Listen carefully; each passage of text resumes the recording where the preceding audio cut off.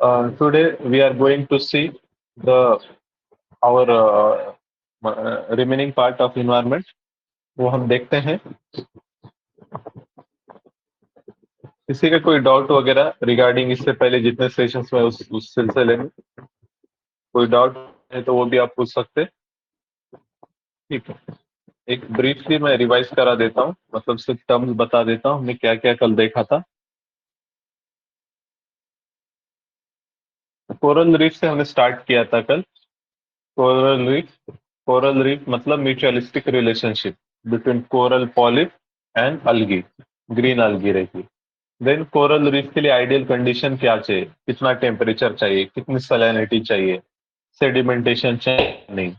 Then उसके बाद coral reef के टाइप्स, ये वो कोरल रीफ की हमने डायग्राम देखी थी। देन एक कोरल ब्लीचिंग, जब ऊपर का अलगी का कवर चला जाता तो कोरल का जो कैल्शियम एक्सोस्केलेटन है वो एक्सपोज हो जाता है, इसको कोरल ब्लीचिंग कहते हैं। देन ये टाइप्स ऑफ कोरल रीफ है, फ्रिंजिंग रीफ, बैरियर रीफ और अटॉल। ओके, इसके बाद देखो हमने coral causes of coral bleaching वो देख लिया था। देन सबसे बड़ी जो रीफ है ग्रेट बैरियर रीफ, ये ऑस्ट्रेलिया के पास है। इसके बाद हमने बायोरॉक टेक्नोलॉजी देखा, इस तरीके से कुछ रहता है, आर्टिफिशियल कोरल रीफ्स बनाए जाते हैं। देन हमने मैंग्रोव्स देखा, मैंग्रोव्स किसको कहते हैं, और फिर मैंग्रोव्स के जो रूट्स हैं different types of, pneumatophores, prop root, stilt root, ये भी देखा। मैंगनी को किडनीज ऑफ द वर्ल्ड कहा जाता है, तो क्यों कहा जाता है वो देख लिए। देन वेटलैंड्स क्या रहते हैं, वेटलैंड्स, और ये डायग्राम है prop root, stilt root, pneumatophores. इसके बाद हमने इनलैंड वेटलैंड, कोस्टल वेटलैंड, दोनों के एग्जांपल्स वगैरह देख लिए थे। Functions of wetlands, reasons for depletion, mitigation, Ramsar convention for protection of wetland, voyages of wetland. फिर उसमें इंडिया की 49 साइट्स हैं। उसमें और एक अलग से डायरी है मॉन्ट्रिक्स रिकॉर्ड, जिसमें और जो ज्यादा इंडेंजर्ड वाले स्पेशीज वेटलैंड्स रहते हैं वो मॉन्ट्रिक्स रिकॉर्ड में रखते हैं।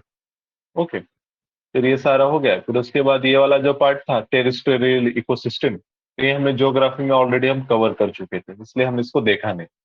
बट इसमें जो forest types found in India, ये जो था ये हमने देखा था। Tropical evergreen, semi evergreen, moist deciduous, dry deciduous, tropical thorn. तो इसमें हमको इसके जो स्पीशीज के एग्जांपल, इनका रीजन और रेनफॉल कितना चाहिए ये पता रहना चाहिए।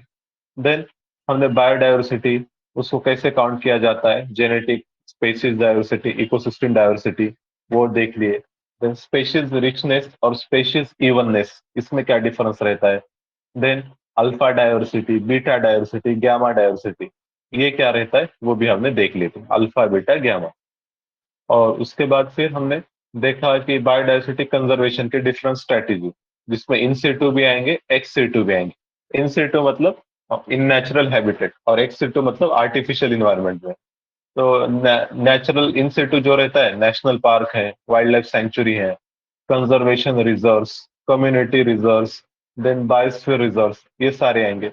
बायोस्फीयर रिजर्व में तीन पार्ट रहते हैं, कोर, बफर और transition zone. Then national park, wildlife sanctuary, biosphere reserve, तीनों में डिफरेंस क्या रहता है, सिमिलैरिटीज क्या है, इतने हाईलाइट वाले पॉइंट ही बस देख लो। सेक्रेट फॉरेस्ट क्या रहते हैं, ये सब एक्स सिटू कंजर्वेशन, जैसा botanical garden, zoological gardens, then zoo वगैरह, ये सारे उसमें आएंगे। बायोडायवर्सिटी हॉटस्पॉट हमने देखा था, उसके लिए क्राइटेरिया क्या है, कंसेप्ट किसने दिया था, और इंडिया में कितने बायोडायवर्सिटी हॉटस्पॉट हैं। ओके, ये सारी चीजें हमने देख ली थी। गाडगिल कमेटी रिपोर्ट, कस्तूरी रंगन कमेटी रिपोर्ट, ये भी हमने देख लिया। ओके, इसके बाद हमने होप स्पॉट देखा था। होप स्पॉट जो ओशियन के ऊपर प्रोटेक्टेड एरियाज रहते हैं उसको होप स्पॉट कहते हैं। इंडिया में लक्षद्वीप है और अंडमान निकोबार है। Okay, then mega diverse country, world में 17 है और इंडिया उनमें से एक है। ये बायोडायवर्सिटी हॉटस्पॉट है, इंडिया में चार है, वेस्टर्न घाट, हिमालय, इंडो बर्मा, अंडमान और सुंदालैंड। तो ये चार बायोडायवर्सिटी हॉटस्पॉट इंडिया में है। देन आईयूसीएन के बारे में हमने देखा था, उसकी जो रेड लिस्ट आती है उसमें एनिमल के कैटेगरीज दिए हुए रहते हैं। तो हर स्पीशीज के हमने कुछ एग्जाम्पल वगैरह हम लोग डिस्कस कर रहे थे। ओके, तो ये चार्ट हमने देखा था, इसको एक बार रिवाइज करते और फिर आगे बढ़ते। ओके, सभी को मेरी आवाज क्लियर है। ये आवाज क्लियर है सभी को? Yes sir. हेलो। ओके। तो देखो, जो आयुसीन की रेड बुक रहती है उसमें जो कैटेगरीज रहते हैं, सबसे पहले एक्सटिंक्ट रहता है। एक्सटिंक्ट का एग्जांपल है dodo bird. Then extinct in wild, एक एग्जांपल बस याद रखो कोई, हवाईयन क्रो। ओके, ये तो उतना इंपॉर्टेंट है, इसके नीचे वाले इंपॉर्टेंट है। क्रिटिकली इंडेंजर्ड, इंडेंजर्ड और वल्नरेबल। क्रिटिकली इंडेंजर्ड में great Indian bustard, Rajasthan Gujarat में रहता है। देन हंगुल, हंगुल ये डियर है, कश्मीरी स्टैग भी बोलते हैं इसको। देन वल्चर्स हैं, मलबार सिवेट, जर्डर कर्सर, घरियाल, घरियाल एक क्रोकोडाइल है, मतलब मगर का एक टाइप रहता है। फिर एशियाटिक चित्ता, एशियाटिक चित्ता क्रिटिकली इंडेंजर्ड है। और हमने देखा था अफ्रीकन चित्ता, अफ्रीका वी शेप है तो अफ्रीकन चित्ता वल्नरेबल है। देन साइबेरियन क्रेन और पिंक हेडेड डक, ये सारे क्रिटिकली इंडेंजर्ड हैं। इसके बाद जो इंडेंजर्ड हैं, ये बहुत ही इंपॉर्टेंट स्पेशीज हैं। जैसा फॉर एग्जांपल नीलगिरी तहर, ये गोट है नीलगिरी मलबार रीजन में। संगाई डियर, लोकतक लेक में मिलती है। एशियाटिक लॉयन, ये देखो लॉयन भी इंडेंजर्ड है। यहाँ पर टाइगर भी है, एलिफेंट भी है, तीनों भी इंडेंजर्ड है। Lion, tiger, elephant. देन जो डॉल्फिन है हमारी, Irrawaddy dolphin, Gangetic river dolphin, Indus dolphin, ये तीनों भी इंडेंजर्ड है। देन रेड पांडा, गोल्डन महासिर, महासिर एक फिश है, हाँ? इसको लेकिन टाइगर ऑफ सी कहते हैं, इससे दूसरे फिश को वगैरह खाती है, बहुत पावरफुल रहती है। और रेड पांडा, ये सारे के सारे इंडेंजर्ड है। इंडेंजर्ड के बाद जो इंपॉर्टेंट है वो वल्नरेबल है। वल्नरेबल में याद रखो snow leopard, clouded leopard. Then great one horn rhino, one horn rhino कल मैं बताया था, उसका जो फेस है और ये जो हॉर्न है, दोनों के बीच का शेप जो रहता है वी शेप रहता है। तो वी शेप से याद रखो, ग्रेट वन हॉर्न राइनो क्या है, वल्नरेबल है। Leather back turtle, olive Ridley turtle, rid rid olive Ridley और लीदर बैक दोनों भी वल्नरेबल है। डुगोंग, डुगोंग भी वल्नरेबल है, और अफ्रीकन चिप, ये सारे स्पेशीज, इतने तीन हमको पता रहना, बाकी के नीचे छोड़ भी दिए तो चल जाएगा। ओके, तो ये चीजें थी, ये चार्ट को बार बार पढ़ लो, इंपॉर्टेंट है। देन इसके बाद देखो यहाँ पर एक बॉक्स में इन्वेजिव स्पेशीज के बारे में दे रहे, इन्वेजिव एलियन स्पेशीज। एक रहता है इन्वेजिव, इन्वेजिव स्पेशीज मतलब क्या, जो हमारे पास की प्रॉपर नहीं है, बाहर से आई है। जैसा फॉर एग्जाम्पल, कि फॉर एग्जाम्पल टोबैको, टोबैको हमारी इधर का नहीं, बाहर से लाया गया। ओके, इसी तरीके से और पूछा जाए, जैसा कॉफी है, हमारे पास का नहीं है। या फिर टैमरिंड, जिसको हम इमली कहते हैं, या फिर पाम ऑयल, हमारे पास का नहीं। ये सारे इनवेजिव स्पेशीज। और एलियन, एलियन मतलब इनमें से कुछ स्पेशीज ऐसे रहते हैं जो एक बार आ गए ना, फिर वो उनकी क्वांटिटी तो बढ़ी जाती है, लेकिन वो दूसरे लोकल वैरायटीज को हार्म करते हैं, उनको बढ़ने नहीं देते। इसलिए ऐसे कुछ स्पेशीज एलियन रहते हैं, इनवेजिव एलियन। जैसा फॉर एग्जांपल एक बहुत ही फेमस है जिसको हम कांग्रेस ग्रास कहते हैं, कांग्रेस ग्रास, या फिर उसका दूसरा नाम है पार्थेनियम ग्रास। यहाँ पे 17 नंबर पे पार्थेनियम या कांग्रेस ग्रास, ये अमेरिका में मिलता है, वो इंडिया में है और बहुत बढ़ गया। इसको ये दूसरे ट्रीज को भी ग्रो होने नहीं देता, और इवन एनिमल कैटल्स भी इसको नहीं खाते, ऐसा रहते हैं। ओके, तो कुछ काम का नहीं है। तो उसके एग्जाम्पल बस नाम पढ़ लो, जैसा वाटर हाइसिंथ है, ये पानी में वाटर बॉडीज में आता है। देन लैंटाना कैमेरा, इसको लैंटाना वाइल्ड सेज कहते हैं, ये भी शायद ग्रास है। टच मी नॉट या फिर स्लीपिंग ग्रास, इन्वेजिव स्पेशीज है। 4 o'clock प्लांट, ये भी इन्वेजिव है। Parthenium congress gross.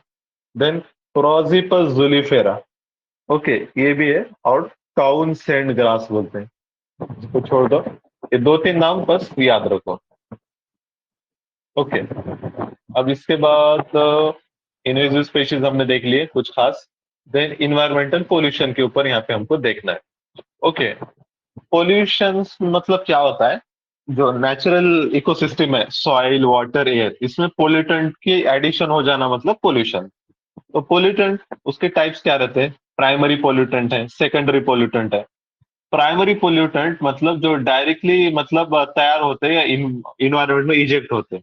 ओके, जैसा डीडीटी, प्लास्टिक, या फिर दूसरे सिंपल एग्जांपल में बताता हूँ प्राइमरी पोल्यूटेंट। जैसा अपना नाइट्रोजन ऑक्साइड है, जो डीजल व्हीकल से निकलता है, सल्फर ऑक्साइड है। ओके, फ्लाई ऐश है, फिर इसी तरीके से कार्बन मोनोऑक्साइड है, जो वो आप मतलब डायरेक्ट इजेक्ट होते हैं और वही फॉर्म में रहते हैं, तो उनको हम कहते हैं प्राइमरी पोल्यूटेंट। दूसरा रहता है secondary pollutant. Secondary pollutant directly form नहीं होते, लेकिन ये जो प्राइमरी पोल्यूटेंट है इनके इंटरेक्शन होके सेकेंडरी पोल्यूटेंट तैयार होते हैं by interaction among primary pollutant. जैसे यहाँ पे एक एग्जांपल है, पेरोक्सी एसिटिल नाइट्रेट, पान। ये नाइट्रोजन ऑक्साइड और हाइड्रोकार्बन दोनों मिलके बनता है, पेरोक्सी एसिटिल नाइट्रेट। ओके, ये याद रखो। या फिर ओजोन जो है O3, ये भी सेकेंडरी पोल्यूटेंट वगैरह है। ओके, हाँ, लेकिन ओजोन का मैं कभी श्योर नहीं हूँ, देखना पड़ेगा। ये पानी याद रखो, पेरोक्सी एसिटिल नाइट्रेट डायरेक्टली तैयार नहीं होता, ये ऊपर के पोल्यूटेंट रिएक्ट होके ये बनता है। देन और एक टाइप ऑफ क्लासिफिकेशन है पोल्यूटेंट का, जैसा बायोडिग्रेडेबल और नॉन बायोडिग्रेडेबल। जो बायोडिग्रेडेबल पोल्यूटेंट रहते हैं, they are degraded by microbial action. Microorganism क्या करते हैं, उनको खा के खत्म कर देते हैं, उनका मिट्टी बना देते हैं। उसको डिग्रेडेशन कहते हैं, डिकम्पोजिशन कहते हैं, ऑक्सीडेशन भी कहते हैं। तो जैसा सीवेज है, डोमेस्टिक वेस्ट है वगैरह, तो इनको क्या है, बायोडिग्रेडेबल रहता है। नॉन बायोडिग्रेडेबल में not decompose by microbial action, जैसा प्लास्टिक है, ग्लास है, DDT है, ये नॉन बायोडिग्रेडेबल रहते हैं, इनको बैक्टीरिया खा नहीं सकते। ओके, ये चीजें थी यहाँ पर। तो हमने पोल्यूटेंट के टाइप्स देख लिए। देन अब इसके बाद एयर पोल्यूशन के ऊपर यहाँ पर थोड़ा सा दिया है, लेकिन ये हमको पता है एयर पोल्यूशन कैसे होता है पूरा। व्हीकलर एग्जॉस्ट है, इंडस्ट्रियल प्लांट्स है वगैरह, वुड बर्निंग वगैरह, इन सारी चीजों से क्या होता है, एयर पोल्यूशन वगैरह होता है। ये एयर पोल्यूटेंट्स के नाम है, sulphur oxide, hydrogen fluoride, nitrogen oxide, hydrogen chloride. ये सब जरूरत नहीं इतना पढ़ने की, ओके, स्किप कर सकते हैं। देन उसके बाद देखो, हाँ, index for measurement of air pollution, ये इंपॉर्टेंट है। दो टाइप के स्केल हम यूज करते हैं एयर पोल्यूशन मेजर करने के लिए इंडिया में। एक है national ambient air quality standards, national ambient air quality standard, और दूसरा है national air quality index, AQI इसको कहते हैं। ये दोनों भी क्या है, पोल्यूशन इंडिकेटर्स हैं। जो पहले वाला है, इसमें देखो 12 पोल्यूटेंट्स हैं, 12 पोल्यूटेंट को इसमें काउंट किया जाता है। कोई भी एक रीजन में वहां पर ये काउंट करते हैं, फिर बताते हैं कि पोल्यूशन यहाँ पे कम है, ज्यादा है, कितना है। तो इसमें देखो PM10, PM2.5, PM मतलब पर्टिकुलेट मैटर, 10, 2.5 ये डायमीटर बताता है, साइज, वो पार्टिकल की साइज जो रहती है वो बताता है। Nitrogen oxide, sulphur oxide, carbon monoxide, ozone, ammonia. PB मतलब लेड, C6H6 इसको बेंजीन कहते हैं, benzene, benzopyrene, benzopyrene, arsenic, nickel, ये सारे क्या है, पोल्यूटेंट्स हैं, ये याद रखो। उसके बाद ये जो एयर क्वालिटी इंडेक्स है, 1 नंबर, 1 कलर, 1 कोड डिस्क्रिप्शन, इसमें एयर को पोल्यूशन के हिसाब से नंबरिंग दी जाती है, और उससे आपको मतलब समझ में आएगा एयर कितना पोल्यूशन हुआ है। ओके, अब यहाँ पर देखो 8 पोल्यूटेंट्स, जैसा ऊपर 12 पोल्यूटेंट्स थे, यहाँ पर 8 हैं। 8 कौन से, PM10, 2.5, nitrogen oxide, sulphur oxide, carbon monoxide, ozone, ammonia और lead. For which short term up to 24 hourly average period वगैरह वो सब लिया जाता है, वो छोड़ दो, वो इंपॉर्टेंट नहीं। ठीक है, अब ये दो चीजें हो गई। अब मेरे को ये बताओ, जैसा इसमें CO2 दिख रहा है क्या कहीं पे, जैसा 12 पोल्यूटेंट है, कार्बन डाइऑक्साइड दिख रहा है क्या कहीं पे, या फिर इधर नीचे वाला CO2 दिख रहा है कहाँ पे? नहीं सर। नहीं है सर। क्यों नहीं है, CO2 क्यों नहीं है? हाँ, क्या रीजन हो सकता है?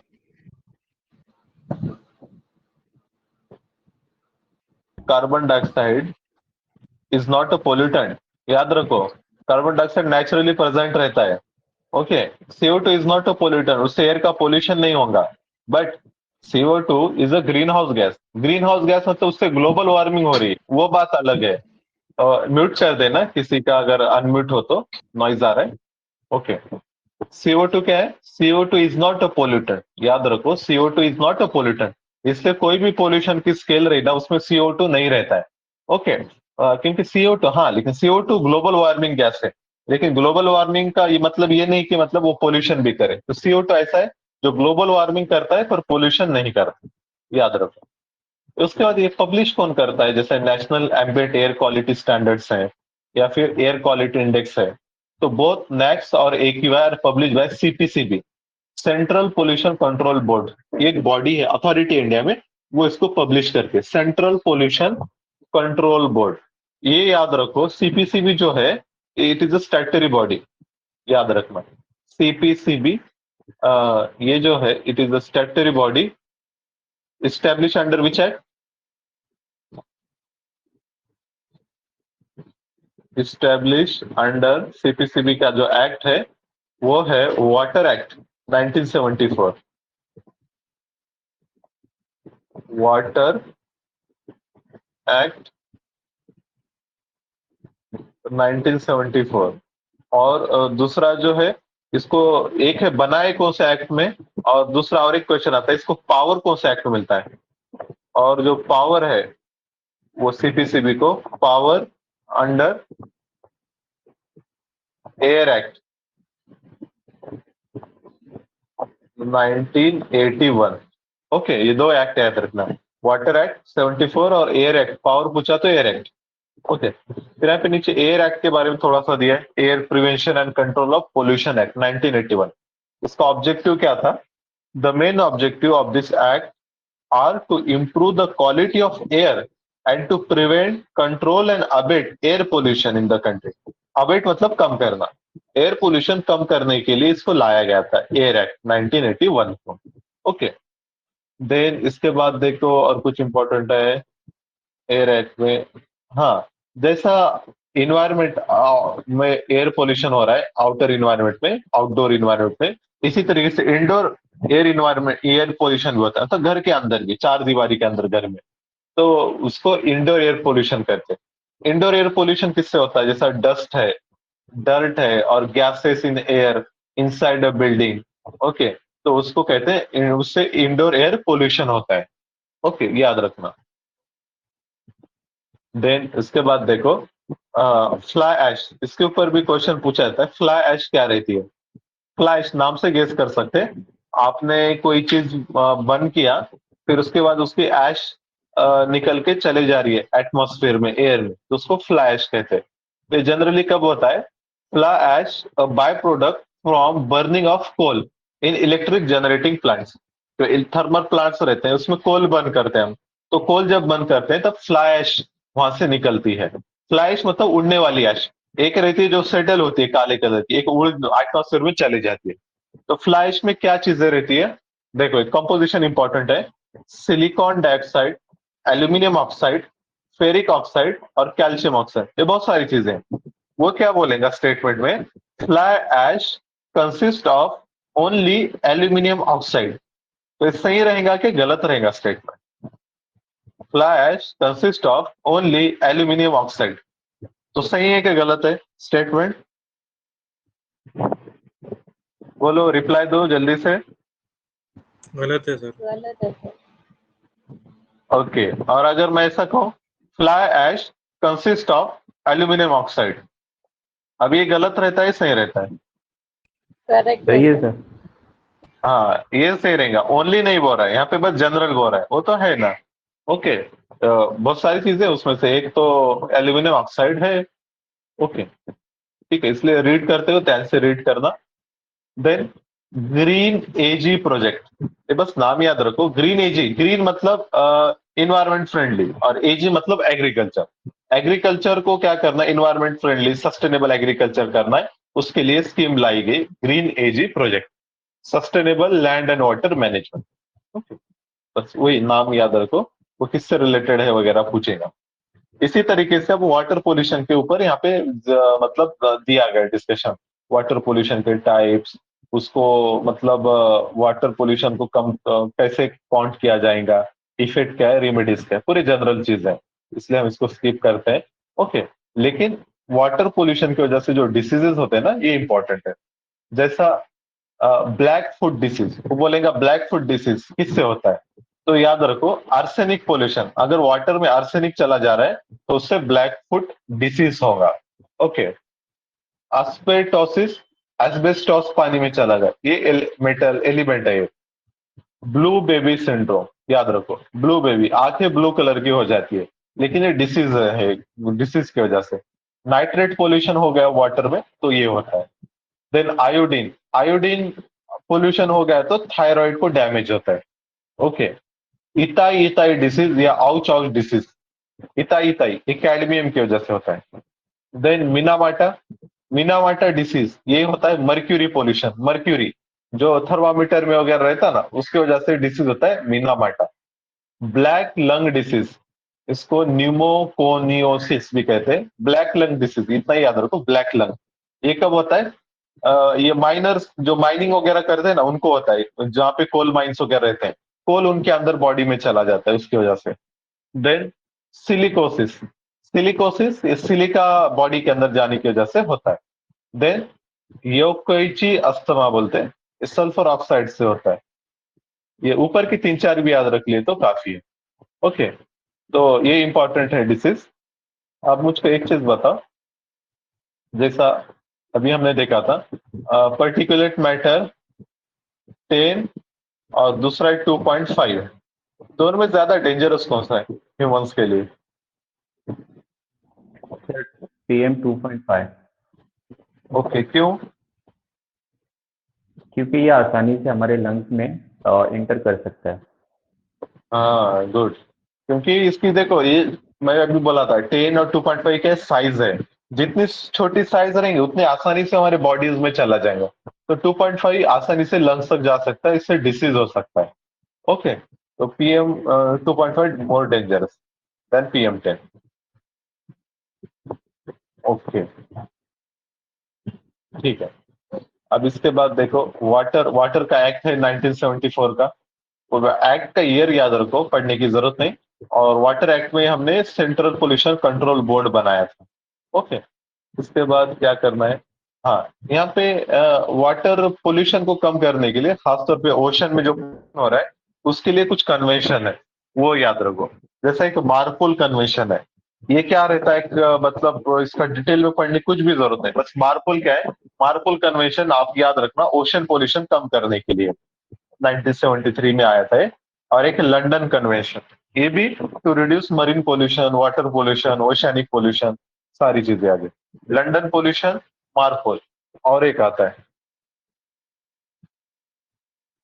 एक और एक तीसरा जैसे 1 2 3 होनोलुलु स्ट्रेटेजी,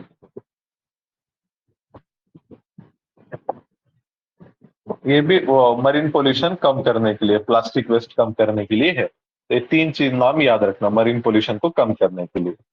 ओके, देन इसके बाद देखो सॉइल पोल्यूशन के बारे में यहाँ पे मेंशन है, सॉइल पोल्यूशन। ठीक है, तो सॉइल पोल्यूशन में देखो इसके कॉजेस क्या रहते हैं। सॉइल पोल्यूशन क्यों होता है? Indiscriminate use of fertilizers, pesticide, insecticide, herbicide, ये चीजें। देन इसी तरीके से dumping of quantities of solid waste, waste dump कर रहे हैं लैंड में। देन डिफॉरेस्टेशन, सॉइल इरोजन, इस सारी चीजों की वजह से सॉइल का पोल्यूशन होता है। ओके, बाद में इसका इसके रेमेडीज क्या है? रेमेडीज में क्या करो, जो आप कॉजेस हैं उसको कम करो सीधा सीधा, जैसा reducing over use of pesticide जो खेती में करते हैं, फर्टिलाइजर का भी ऑप्टिमम यूज करो, bio pesticide, bio fertilizer, organic farming की जाए। 4R ये आंसर में यूज करना आप, जब भी इन्वायरमेंट के वगैरह आंसर लिखो 4R, तो ऐसा सिर्फ 4R नहीं बोलना, ऐसे डायग्राम बना देने का 4R, या फिर रिफ्यूज, रिफ्यूज, रियूज, रिड्यूस और रिसाइकल, ऐसा लिख देने का। या फिर आपको तीन ही याद आ रहे तो 3R ऐसा लिख दो, रिड्यूस, रियूज, रिफ्यूज। ओके, और सॉलिड वेस्ट ट्रीटमेंट ये भी करना चाहिए। देन इसके बाद देखो रेडियो एक्टिव पोल्यूशन, वो भी अभी बढ़ रहा है, जैसा न्यूक्लियर पावर प्लांट्स वो बना रहे हैं तो रेडियो एक्टिव पोल्यूशन भी बढ़ रहा है, तो उसके बारे में यहाँ पे मेंशन है, पर इतना कुछ खास है नहीं, इसको स्किप कर सकते। इसके बाद देखो ई वेस्ट, ई वेस्ट पता रहना चाहिए। ई वेस्ट मतलब इलेक्ट्रॉनिक वेस्ट, इसमें ये इसके मेन्स अभी क्या है, इलेक्ट्रॉनिक गैजेट, इलेक्ट्रॉनिक इंडस्ट्री बहुत मतलब फ्लरिशिंग है।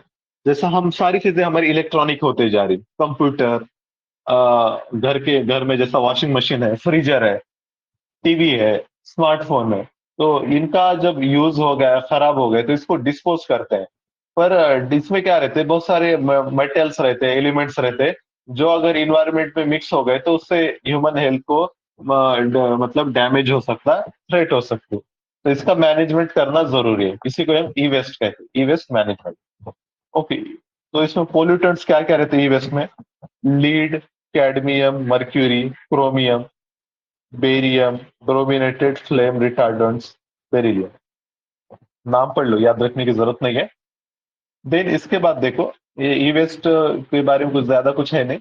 यहाँ पे देखो कुछ टर्म्स हैं, उसके मीनिंग हमको देखना है। जैसा बायो रिमेडिएशन, ये क्या रहता है? बायो रिमेडिएशन, इसमें क्या करते हैं पता है? सपोज कोई एक एरिया है आपका, अब बायो रिमेडिएशन में क्या करें? ये आपका ऐसा लैंड है, ओके, यहाँ पे क्या है, यहाँ का सॉइल पोल्यूशन हो गया यहाँ पे, मतलब बहुत सारे क्या हो गया, नाइट्रोजन ऑक्साइड वगैरह, या फिर जैसा जो जो हार्मफुल सब्सटेंसेस रहते हैं, मर्क्यूरी वगैरह, ये सॉइल में किसी वजह से आ गए यहाँ पे।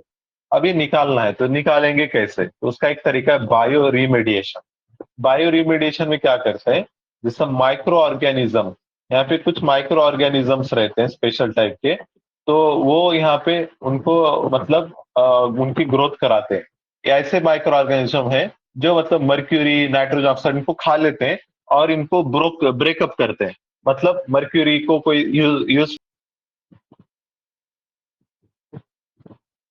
M audible? जी सर आ रही है। ठीक,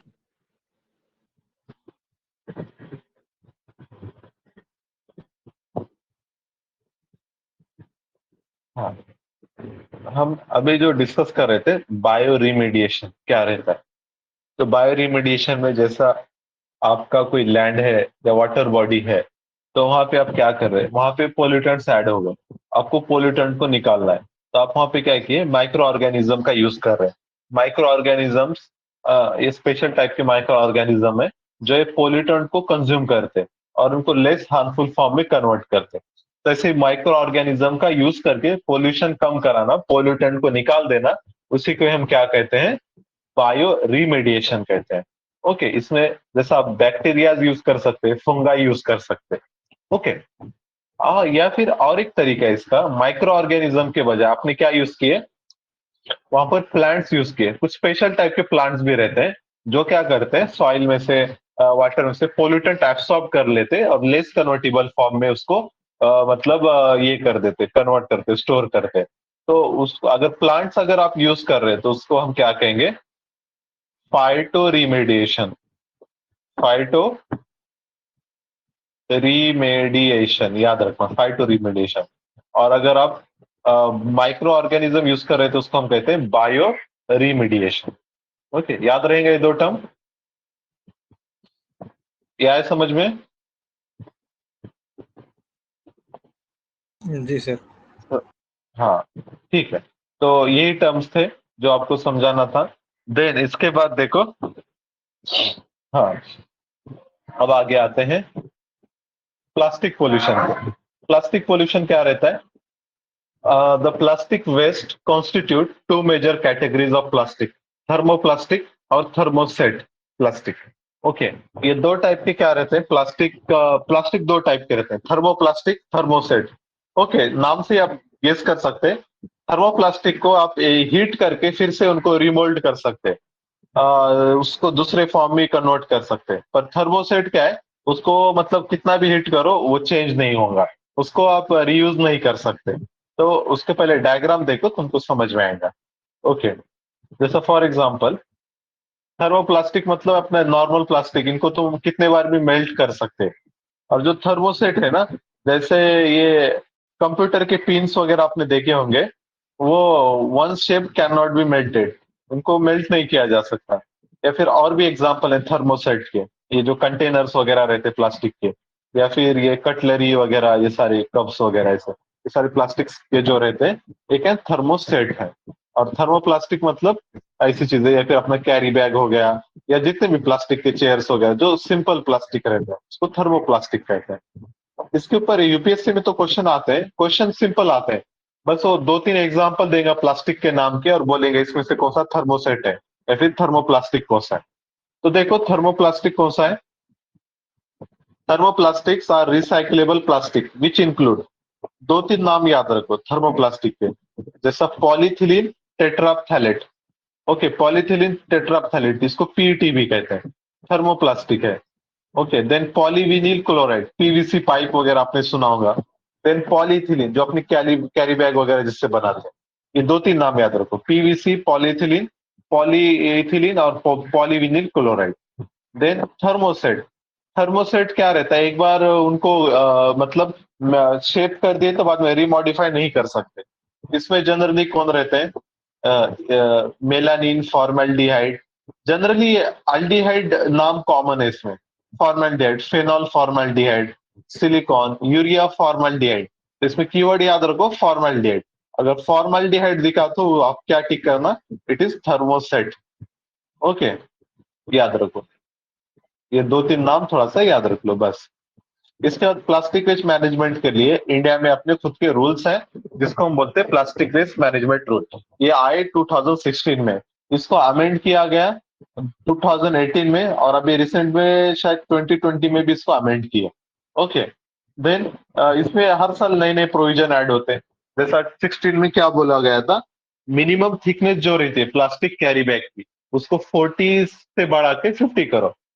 थिकनेस ज्यादा ही रहना चाहिए प्लास्टिक कैरी बैग की। ओके, कब रही ना वो ज्यादा हार्मफुल रहती है, ओके, इन्वायरमेंट पर्सपेक्टिव से, तो इसको बढ़ाया जाए थिकनेस को। देन ऐसे बहुत सारे बाद में 18 में भी रूल्स वगैरह आ गए। खैर बेटी, हमारे लिए अभी काम के नहीं है। ओके, याद रखो बस, प्लास्टिक वेस्ट मैनेजमेंट रूल्स भी है हमारे पास। देन और दूसरे नॉर्म्स भी हैं पोल्यूशन को कंट्रोल करने के लिए इंडिया में, तो उसके बारे में थोड़ा सा यहाँ पे दिया गया है। जैसा फॉर एग्जांपल एयर पोल्यूशन कम करने के लिए, व्हीकल, खासतौर पे जो व्हीकल से निकलता है पोल्यूशन, उनको कम करने के लिए हमारे पास क्या है, भारत स्टेज नॉर्म्स, इसको बीएस नॉर्म्स भी कहते हैं। Okay, Bharat stage norms are the rules which determine the maximum limit of pollutants vehicles can emit. एक व्हीकल है, सपोज मेरे पास क्या है, जुपिटर स्कूटी है, तो उसमें से मुझको पहले टेस्टिंग कराना होगा कि उसमें सल्फर डाइऑक्साइड कितना निकल रहा है, नाइट्रोजन ऑक्साइड कितना निकल रहा है, कार्बन मोनोऑक्साइड कितना निकल रहा है। फिर उसके बाद और उसके एक लिमिट गवर्नमेंट स्पेसिफाई करेगा, वो लिमिट से कम रहना चाहिए। उससे अगर ज्यादा है तो आपको ये तो वो इम्प्रूवमेंट कराना पड़ेगा, या फिर आपको व्हीकल चेंज करना पड़ेगा। तो उसको कहते हैं भारत स्टेज नॉर्म्स। ओके, अब जो इंडिया में अभी प्रेजेंट में क्या चल रहा है, भारत स्टेज के अलग अलग मतलब नॉर्म्स रहते हैं। भारत स्टेज 1, 2, 3, 4, 5, 6। इंडिया में अभी फिलहाल दिल्ली में कौन से हैं, भारत स्टेज 6, और रेस्ट ऑफ इंडिया में भारत स्टेज 4। ये नॉर्म्स हैं। जितना हायर लेवल जाएंगे उतने नॉर्म्स क्या हो जाते हैं, आपके स्ट्रिक्ट होते जाते हैं, मतलब और ज्यादा इन्वायरमेंट फ्रेंडली ऐसा रहता है। तो अभी हम ऑल इंडिया में भारत स्टेज 6 लगाने वाले थे। पहले भारत स्टेज 4 चल रहा था, उसके बाद डायरेक्ट हम 5 के बजाय डायरेक्ट 6 करने वाले थे। पर क्या हुआ, बीच में कोविड-19 वगैरह आ गया, तो ये प्रोजेक्ट पोस्टपोन हो गया। बट अभी फिलहाल दिल्ली में है भारत स्टेज 6, और रेस्ट ऑफ इंडिया में भारत स्टेज 4। अब कुछ दिनों में रेस्ट ऑफ इंडिया में भारत स्टेज 6 आएगा, 5 नहीं आएगा, डायरेक्ट 6 आएगा। ये चीज याद रखो। ओके, ये आए समझ में भारत स्टेज नॉर्म्स।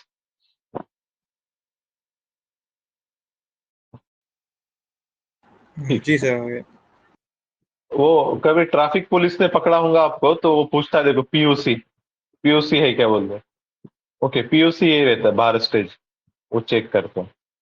ठीक है, इसके बाद देखो graded response action plan, GRAP जिसको कहते हैं, ग्रेडेड रिस्पांस एक्शन प्लान। ये भी पोल्यूशन कम करने के लिए है, लेकिन ये स्पेसिफिक एरिया के लिए। दिल्ली, दिल्ली और सराउंडिंग रीजन में एयर पोल्यूशन कम करने के लिए खास प्रोग्राम चलाया गया। इसको सुप्रीम कोर्ट ने बोला था ये करो बोल के। तो ग्रेडेड रिस्पांस एक्शन प्लान, और इसको प्लान कौन किया था, environment pollution control authority. Okay, इसने किया था और approved by supreme court. Okay, ठीक है, graded response action plan. Then आगे बढ़ते हैं, थर्मोप्लास्टिक, थर्मोसेट, ये तो हमने देख लिए। और कुछ वर्ल्ड लेवल पे भी कोalition ग्रुपिंग्स है जो पोल्यूशन कम्बैट करने के लिए काम करते हैं, जैसा climate and clean air coalition, climate and clean air coalition, CCAC. ये मतलब voluntary partnership of government, inter governmental organisation, business,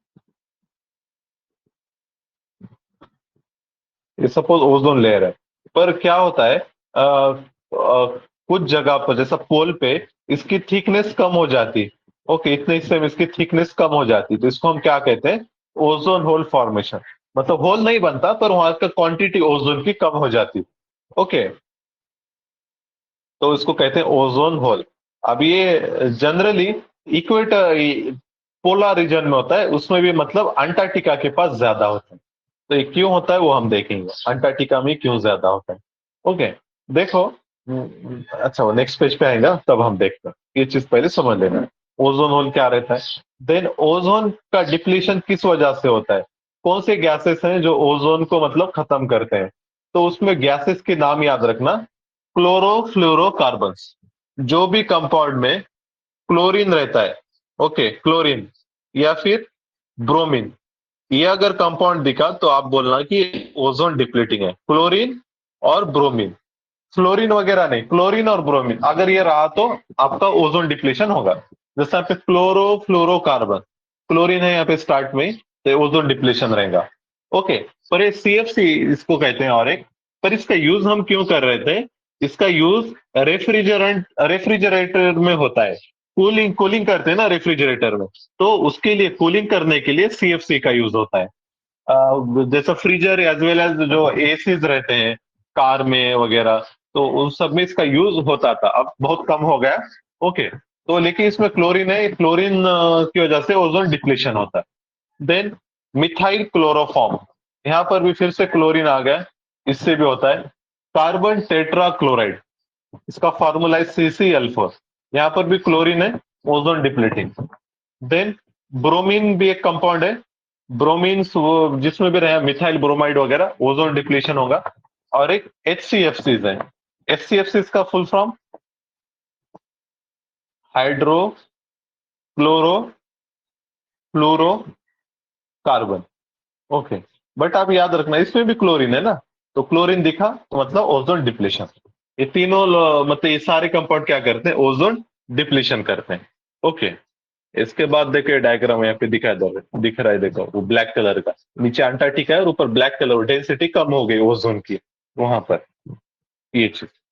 then इसका इफेक्ट्स ऑन हेल्थ क्या होते हैं, अगर ओजोन डिप्लीट हुआ तो उसका इफेक्ट क्या होता है, इम्पैक्ट क्या होता है। तो अल्ट्रावायलेट राइट रेज आएंगे अर्थ पे, और इससे सनबर्न हो सकता है, स्किन कैंसर हो सकता है, ओके, तो ये सारी चीज स्किन कैंसर वगैरह हो सकता।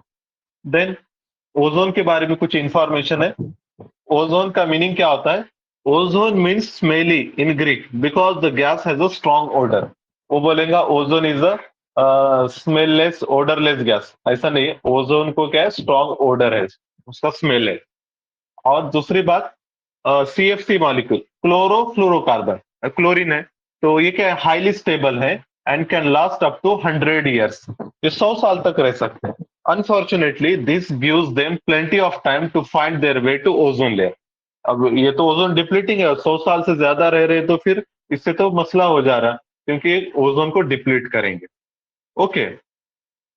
और इसके बाद याद रखो, ओजोन को मेजर भी किया जा सकता है, उसका जो यूनिट है उसको कहते हैं डॉप्सन यूनिट, नाम याद रखना बस।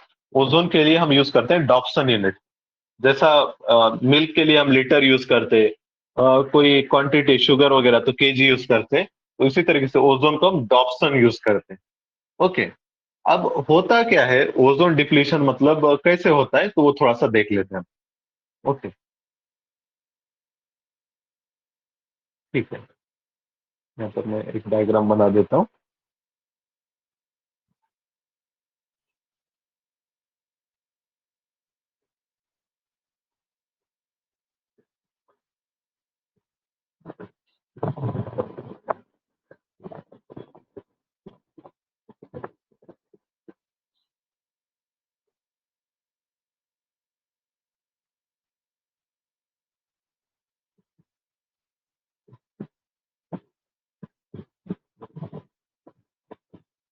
हाँ, देखो दो तीन चीजें एक दूसरे पे इंटरडिपेंडेंट है, वो थोड़ा सा आप पहले समझ लेना। ये सपोज अपना अर्थ है, अर्थ का एक्सिस ऑफ रोटेशन, यहाँ पे अंटार्कटिका है अपना, ओके। तो अंटार्कटिका के ऊपर यहाँ पे स्ट्रेटोस्फीयर में एक रीजन रहता है जिसको हम क्या कहते हैं, पोलर वर्टेक्स कहते हैं। पोलर वर्टेक्स ये क्या रहता है? पोलर वर्टेक्स मतलब यहाँ पे क्या रहता है, कोल्ड टेम्परेचर है और साथ में क्या रहता है, लो प्रेशर रहता है। Cold temperature, low pressure, generally अभी तक हम पढ़ते आए हैं कोल्ड टेम्परेचर रहा तो हाई प्रेशर रहेगा, पर ये क्या है, ये ग्राउंड की बात करते हैं हम जब भी कोल्ड टेम्परेचर हाई प्रेशर बोला तो ग्राउंड लेवल पे। लेकिन अभी हम बात कर रहे हैं स्ट्रेटोस्फीयर की। तो पोलर वर्टेक्स ये पोल के पास का ऐसा रीजन रहता है जहां पर क्या है, कोल्ड टेम्परेचर है, लो प्रेशर है। ओके, ये रीजन रहता है और इस यहाँ पे मतलब ऐसे विंड्स रहते हैं, पोलर जेट स्ट्रीम जिसको कहते हैं। ये विंड्स ऐसे घूमते रहते हैं यहाँ पे। ओके, ये विंड्स क्या कहते हैं करते हैं, यहाँ पर क्लाउड्स बनाते हैं जिसको हम क्या कहते हैं, polar stratospheric cloud. Polar stratospheric clouds. Okay, अब ये क्लाउड्स क्या करते हैं, क्लाउड्स जो वहां पर जो क्लोरीन या फिर ब्रोमीन वगैरह ये जो कंपाउंड्स हैं, क्लोरीन ब्रोमीन जिसमें था, जैसा HCFCs वगैरह या फिर जो भी आपके कंपाउंड थे जो ओजोन डिप्लीटिंग कंपाउंड है, उनको एक्टिवेट कर देते हैं। मतलब मैं इसको शॉर्ट में लिख देता हूँ, जितने भी ओजोन डिप्लीटिंग सब्सटेंस जो वहां पे अभी प्रेजेंट में है, तो उसमें क्या करते हैं, एक्टिवेट्स क्लोरीन, पोलर क्लाउड्स। और एक बार क्लोरीन अगर एक्टिवेट हो गया तो क्लोरीन क्या करता है, ओजोन डिप्लीशन करता है। क्लोरीन फिर ओजोन O3 को ब्रेक करेगा O2 में। ओके, तो ओजोन डिप्लीशन होता है। तो ये चार चीजें इंडिपेंडेंट है। पोलर वर्टेक्स तैयार होता है कहां पर, पोलर रीजन में।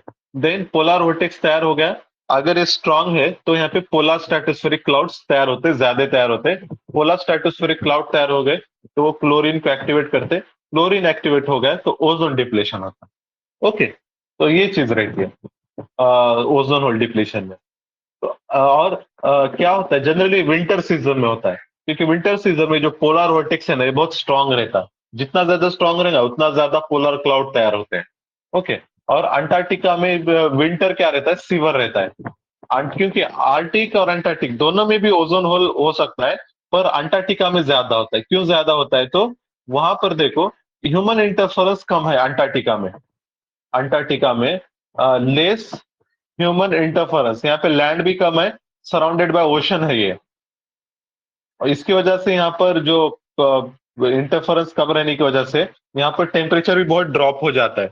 ओके, तो इसलिए ओजोन होल यहाँ पे पोलर वर्टेक्स स्ट्रांग बनता, और स्ट्रांग पोलर वर्टेक्स की वजह से वहां पे ओजोन होल, ओजोन डिप्लीशन भी होता। ओके, ये आ रहा है समझ में? ये समझ में आया जो चीजें मैं आपको अभी बताया? आ रहा है समझ में? मेरी आवाज आ रही है? जी सर, आ रही है। हाँ, ठीक है। तो हमने अभी क्या क्या देखा, ओजोन डिप्लीशन कैसे होता है, इसका इंटरडिपेंडेंट और एक polar vertex, polar stratospheric cloud, chlorine, ozone depletion. Okay, अब इसके बाद देखो, ये चलो खैर ठीक है, क्लोरीन जो जो सब्सटेंस में रहेगा उनको हमने बैन किया।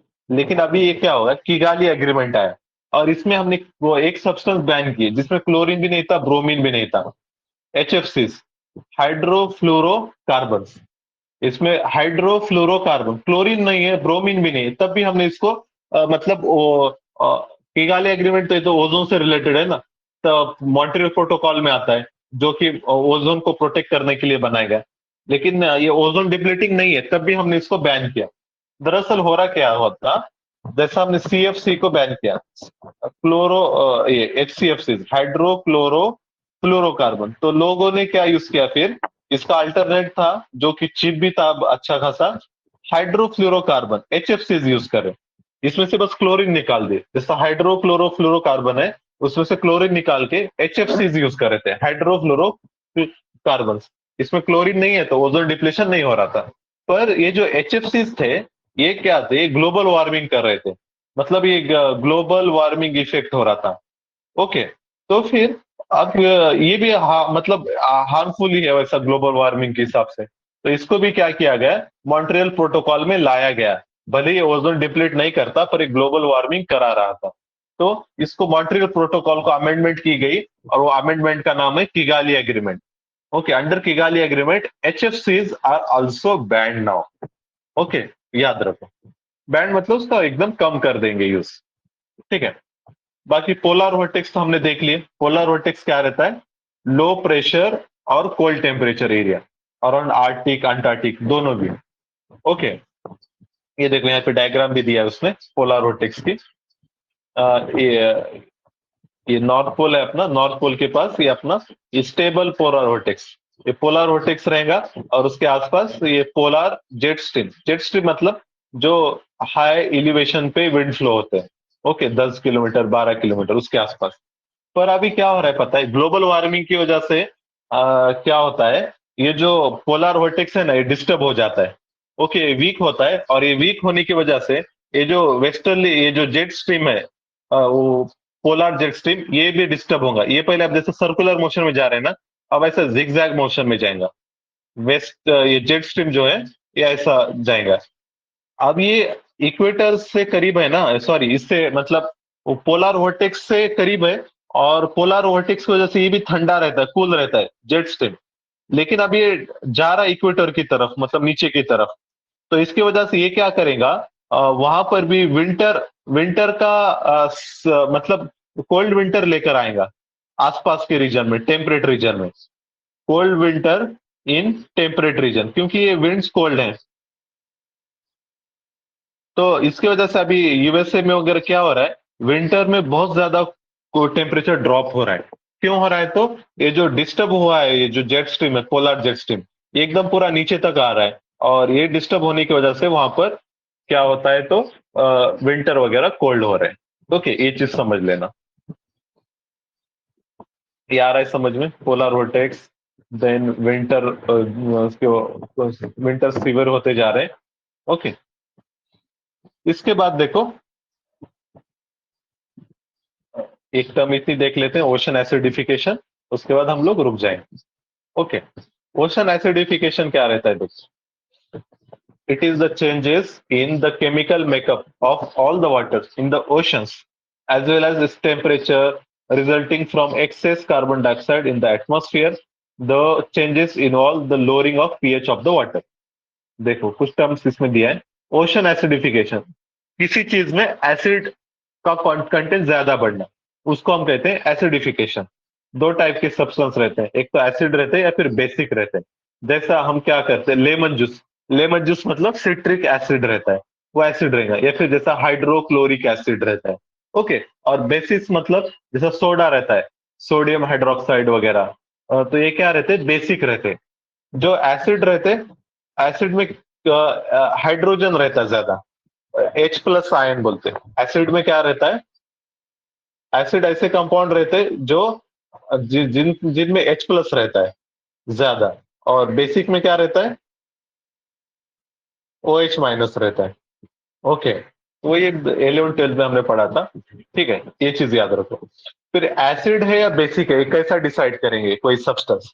तो उसके लिए एक स्केल रहती है जिसको हम कहते हैं पीएच स्केल। पीएच स्केल क्या कहता है, मेजर द एसिडिटी और बेसिसिटी।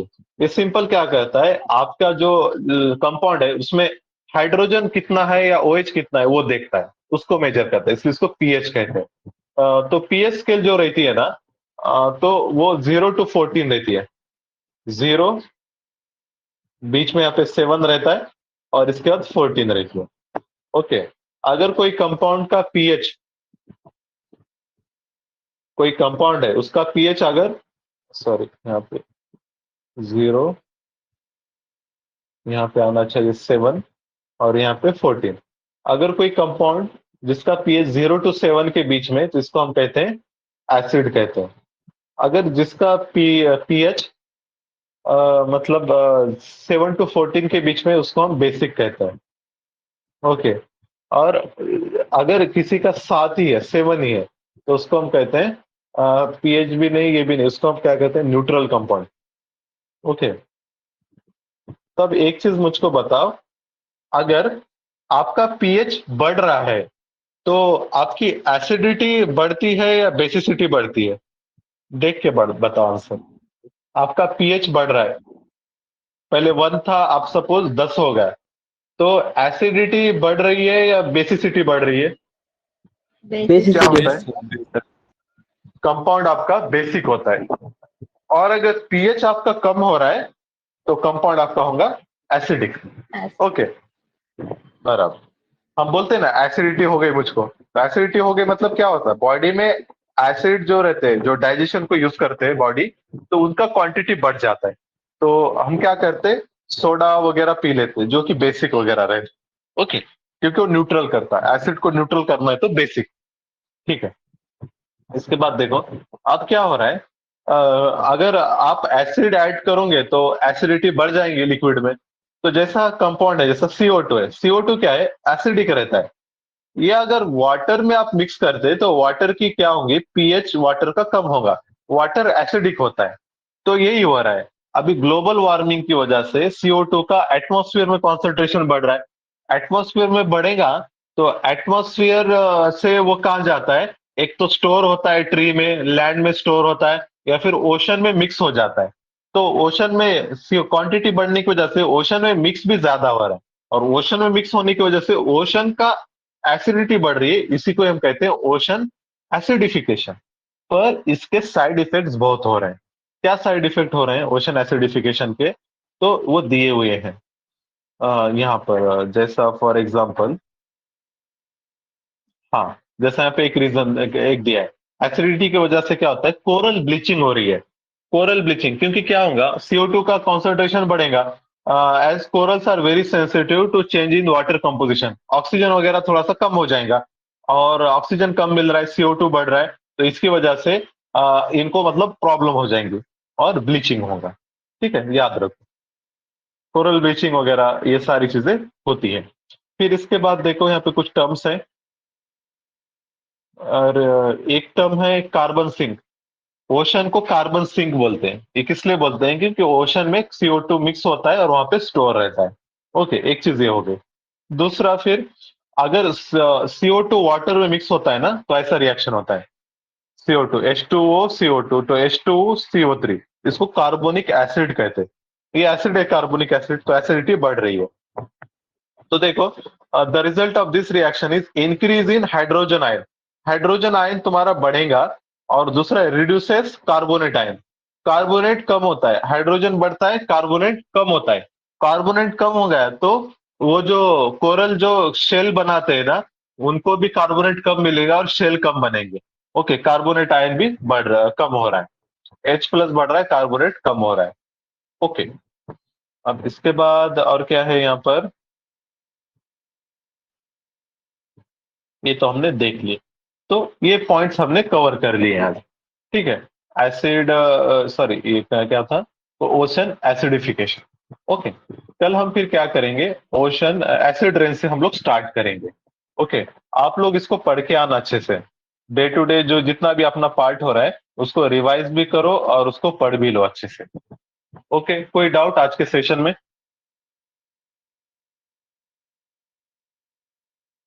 कोई डाउट किसी का? डाउट है तो आप पूछ सकते हैं। दरअसल मैं क्या करूंगा, इसका PDF क्या आप देख रहे हो ना, रोज अपडेट हो रहा है। तो आज का जो PDF है मैं आज आज की पेजेस आपको भेज दूंगा, और जैसा जैसा सेशन हो रहा है वैसा भेजते जाऊंगा। और फिर जब एक बार हमारा और 2-3 सेशन हमको लगेंगे, एक बार हो गया तो पूरा एक साथ अपडेटेड PDF आपको भेज दूंगा। ओके, किसी का कोई डाउट वगैरह सर है? ज्योग्राफी हाँ हाँ, बोलिए जी। सर ज्योग्राफी का भी ऐसी पूरी बुक भेज दीजिए ना, एडिटेड वाला। हाँ, वो लिंक मैं फॉरवर्ड कर देता हूँ, एक गूगल ड्राइव की लिंक है, वो लिंक पे आप वो एनसीईआरटी डायरेक्ट डाउनलोड कर लेना। ये अपडेटेड वाले एनसीईआरटीज हैं उसके ऊपर, 11th के 2 और 12th की एक। कौन सी पढ़ना है मालूम है ना?